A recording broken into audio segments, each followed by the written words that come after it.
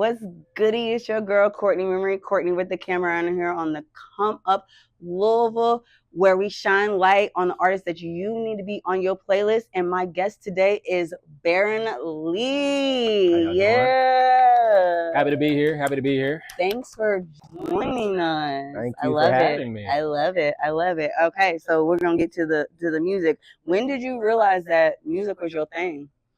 Age seven, I realized it. Yup.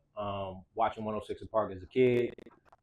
It was probably ludicrous, I want to say. And like when the beat be playing and they play the music videos, I didn't know how to count bars yet, so I would just start rapping when he did and stop when he stopped. Mm-hmm. So it was area codes out of all songs that. Are you an 80s or 90s baby? 90s baby for sure. Okay. Why is it when in the 90s, like, we was listening to music that he shouldn't have been listening to at that age? Blame AJ and Free. He was 7 years old listening to area codes. Yeah. Hoes. Oh, Area RP Nate Dogg, yeah, that's what I codes. Different area codes. Area. Okay, I'm sorry. Oh. Anyways, all right. So when you first decided to do music, so I'm assuming that Ludacris inspired you to do music. Yes. Writing music because I was just getting into my lyricist bag at that time. But I didn't really go full on rap mode until Get Rich or Die Trying, which was 50 Cent. So that was like basically my holy grail of like, this is what rap's all about. Even though obviously my mom's was like, it's entertainment, don't get involved, you ain't no street nigga, type shit. But outside of that, I knew how to put words together, and I guess people took a liking to that. Okay. So mom's was trying to damn. Of course. Yeah. Of course. But mom, she don't put you on blast though like that, right? Ludacris is a good lyricist. She just trying to protect her son. That's how that went. Ludacris was good, but look, 50 Cent was my shit. So they both top 5 for me. So yeah. Okay, top 5. Yes. Oh, right. There we go. All right. So your sound is more like a mix between Ludacris and 50 Cent sound. They're not kind of the same. Not at all. I mean, the inspiration of what they've done, the accolades they've achieved over the years, things to look up at to say, if I could even be near that, it would be something I would call a success. Will we call him Ludacris because he's Chris Bridges now? I mean, it's Luda to me. If I see him, I'm yelling, "What up, Luda?" That's I know. What I don't know who Chris Bridges is. Like, yeah. I don't even know his name on the Fast and Furious movies. I don't know what he goes by. So. I don't either. It's not the same person. Yeah. Okay, so when did you write or make your first song? And tell us about that process. I'm gonna be honest with you, that song was trash. That shit was garbage. Basura. But I mean, damn, I remember I had a karaoke machine for Christmas, but you had like one of those tape recorders you could like put in there and it would just record anything. So I would put it up against a speaker that would play instrumentals. And then like you would hear like "We Fly High." I like to leave the hook on there and just start spitting.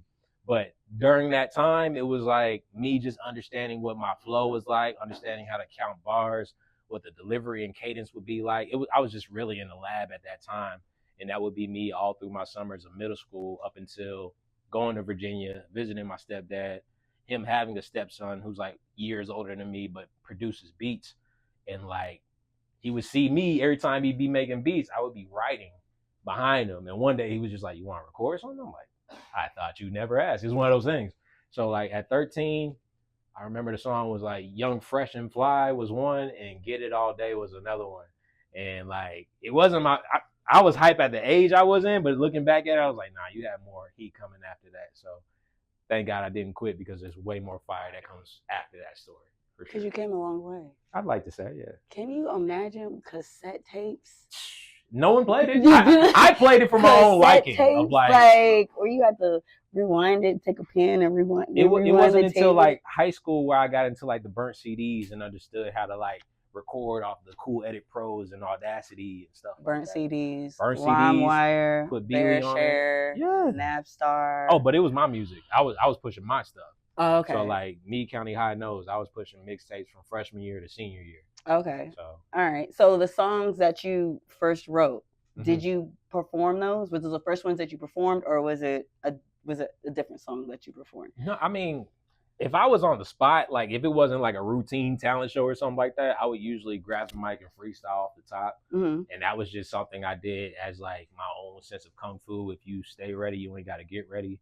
So I was very much known to like be at the lunch tables and someone start making a beat and I can go off for like 5 minutes straight. Oh, okay. Well, can you walk us through your experience of your very first like your first professional performance, not just like in the lunchroom just Okay, my chopping it up, but like professional. where So you're actually at a venue. mhm. Yeah, there's a DJ. You had to put your music in. So crazy enough, it's like junior year in high school. I have a friend who's like family of someone who's owning a label, and they heard both of our music where he had us fly out to Pittsburgh. And at first, I was thinking like, oh, okay, it's gonna be some talent show stuff. Like we go from a youth center to middle school to a high school to a 21 and up club, all in the same week. And I'm out of school. Like my mom's like, oh, he's getting paid for it. Yeah, he can go. Like that was what it was for me. So coming back after like selling mixtapes in my own hallways to being in a whole new state where people don't know where I came from, they just know he's dope. That was like a bit of the limelight that I really enjoyed the taste of. So you was on tour, like a mini tour. Yeah, a couple of those. Okay. One or two of them, yeah. Okay. All right. So from the first song that you've recorded, obviously you say it was trash to where you are now. What would you say, like, what were some of the hardest lessons that you've learned? So it's not so much about the lyrics versus the delivery. It's one thing to have lyrics that are real and to the heart and relatable, but it's how you deliver it depending on how people receive it. So like if you say something and I can tell that you're reading it, it's not gonna be hard for me to change to the next song or see what else you got because it seems like you're still finding yourself. So my whole journey was just making sure my sound was not only authentic, but it was heartfelt to feel like, yo, even if he's just giving us bars, it sounds like fire coming from within a dungeon. Like this guy's really trying to show his passion here. So if you ain't got no passion for what you're doing, why are you doing it? That's how I look at it. So do you write more for your experiences or write for people to understand and connect with? Because some people, I mean, I feel me sometimes I listen to music. I feel like for example, Juice World. Like I feel like he R.I.P. wrote from his RIP. He wrote from his experiences to where I can connect with it. But some people write to connect with their audience. So do you write for your experience, hoping that people connect with your experience, or you know that there are people out there that can connect with what you talk about? So my structure when it comes to creating a song is I don't just write to what I feel. I'll listen to the beat and I can interpret what that beat is telling me to rap about. So it could be both at a lot of those moments where I'll do storytelling or I'll show my skill in freestyling or I'll just let the hook take us all away and put us in a whole new world of just enjoying the music that's being given. So I mean, it's a variety pack of like whatever the beat is giving me. I can try my best to let the world know what my passion leads on with that. Okay. All right, cool. So what keeps you going through with your music? Like, why do you continue doing music?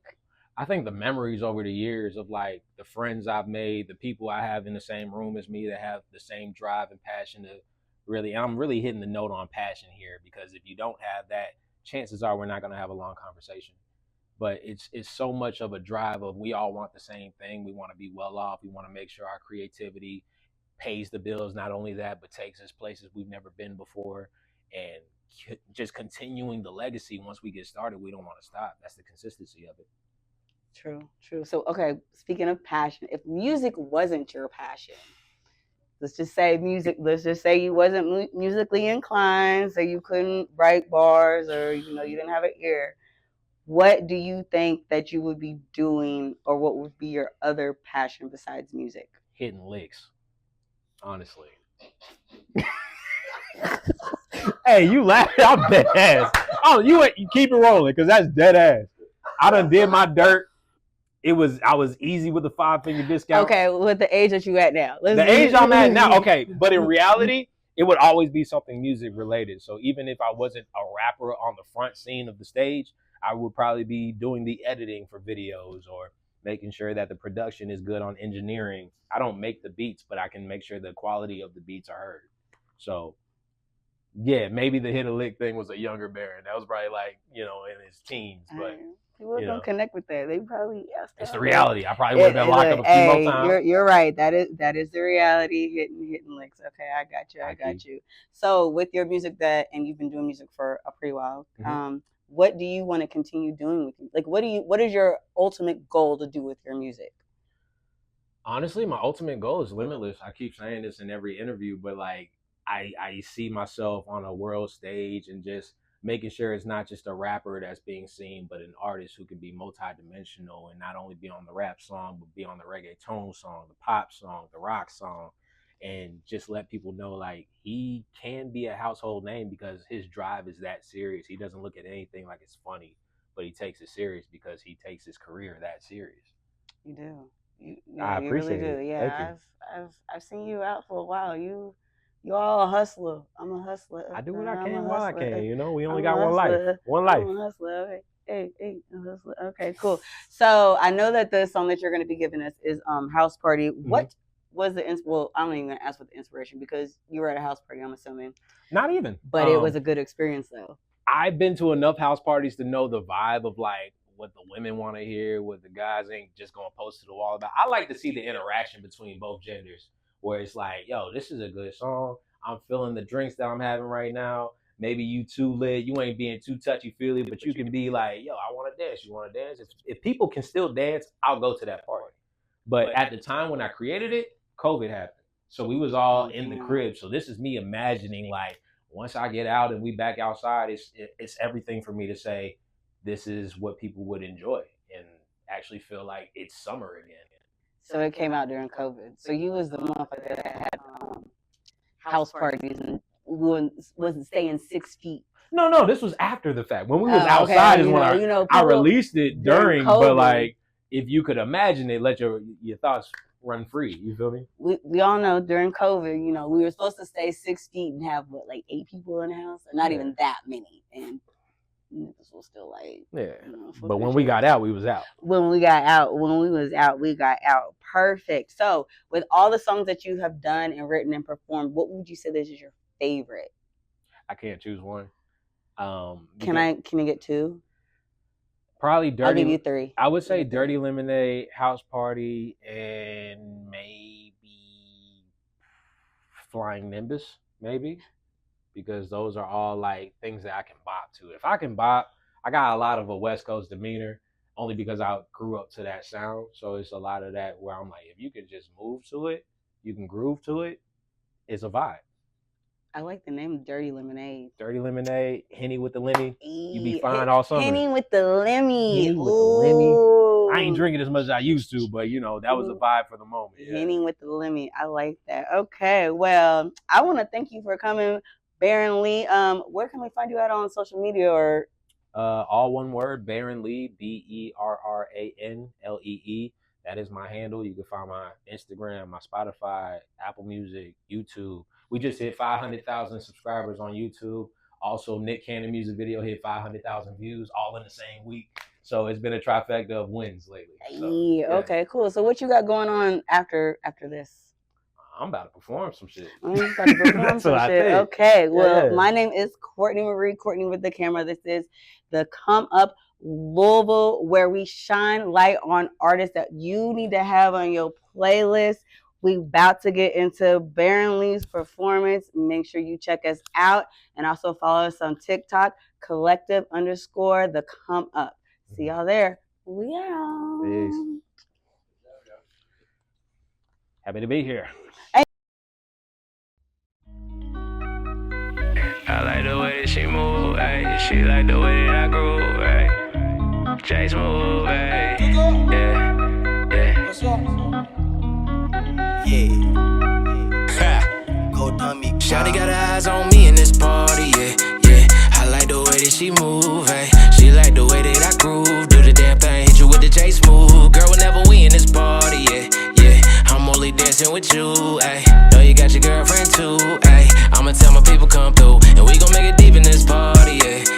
Sexy, she got attitude. I know how to put that in the mood. Got you stuck, I got little baby glued. And when we get to leaving this party, yeah. I'ma leave it all on you, ay. Tell me what you really want to do. Say my name 3 times, barely it come through, ay. Yeah, baby, I've been chillin'. KY living Eastside, Louisville. Wood grain gripping, Henny lemonade sipping. You be thinking it's a game, I'ma let you know it isn't. She said I'm a nasty ass nigga, no kidding. I sit you on the counter, get the bustin' in the kitchen. I'ma need about an hour for my people come and visit. Wipe the floor with the towel, slip and slide when I'm in it, yeah. Pretty little thing, I know. Looking at your pretty little frame, I know you. Moving that thing like a pro. Got a nigga going Super Saiyan like Goku. El Capitan with the bow like a Viking with the show. Coming, baby, let me coach you. Gon' back it up like a post move. Make it act up, smack it like I'm supposed to. Real nigga, she ain't never had one. Left the old man at home, he a sad one. Take it to the mall to grab some. She gon' point like, baby, I want that one. She look good, Fashion Nova.